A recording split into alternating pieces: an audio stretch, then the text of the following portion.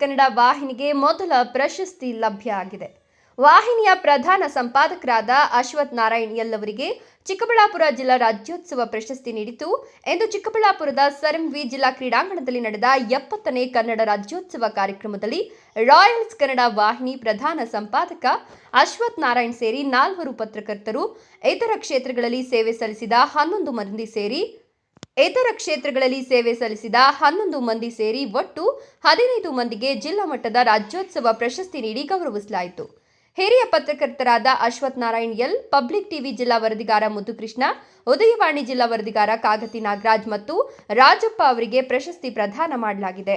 ಈ ವೇಳೆ ಜಿಲ್ಲಾ ಉಸ್ತುವಾರಿ ಸಚಿವರಾದ ಡಾಕ್ಟರ್ ಎಂಸಿ ಸುಧಾಕರ್, ಶಾಸಕ ಪ್ರದೀಪ್ ಈಶ್ವರ್, ಜಿಲ್ಲಾಧಿಕಾರಿ ಪಿಎನ್ ರವೀಂದ್ರ, ಜಿಲ್ಲಾ ಪೊಲೀಸ್ ವರಿಷ್ಠಾಧಿಕಾರಿ ಕುಶಾಲ್ ಚೌಕ್ಸೆ, ಜಿಲ್ಲಾ ಪಂಚಾಯತ್ ಸಿಇಒ ನವೀನ್ ಭಟ್ ಸೇರಿದಂತೆ ಇತರರು ಉಪಸ್ಥಿತರಿದ್ದರು.